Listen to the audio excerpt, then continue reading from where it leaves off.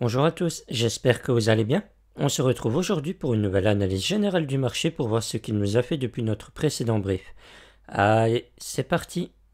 Lors de celui-ci, nous étions juste sur cette baisse ici qui venait d'invalider notre premier W journalier qu'on avait formé sur la capitalisation totale des crypto-monnaies.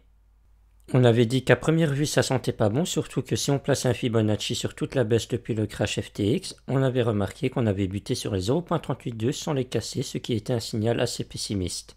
Cependant, on avait remarqué que ce n'était pas le cas sur le Bitcoin et l'Ethereum qui eux avaient bien cassé à la hausse leur 0.382 de toute la baisse et qui n'avaient pas non plus invalidé leur W de retournement aussi juste ici, puisqu'on voit bien qu'on a fait un nouveau creux plus haut que le précédent, donc ce n'était pas invalidé.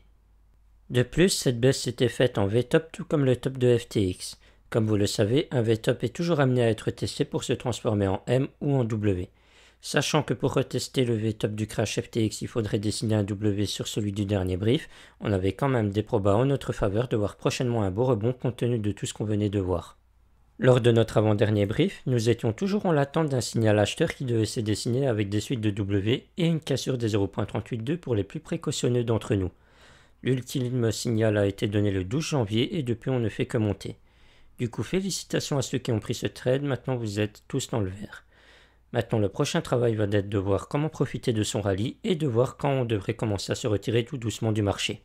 Pour ceux qui me suivent depuis un bon moment, vous savez que ma méthode privilégiée est de simplement placer un Fibonacci de la base jusqu'au sommet actuel et de suivre tout le rallye, et notre signal vendeur sera donné que quand on cassera à la baisse la zone des 0.382 de Fibonacci.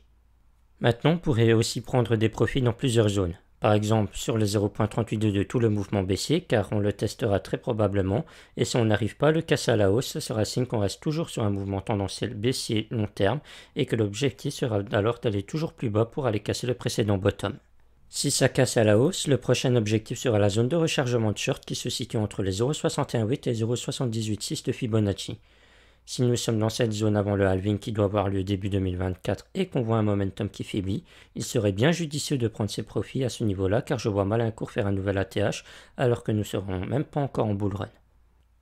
On a beau dire ce qu'on veut, ce marché suit un calendrier assez précis depuis plus d'une décennie, donc c'est pas parce qu'on monte qu'il faut de suite s'enflammer et oublier cet état de fait.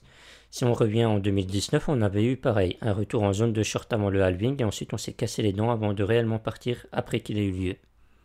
Voilà, on a fait le tour de tout ce que vous devriez savoir pour profiter de ce rallye. J'espère en tout cas que cette vidéo vous aura plu.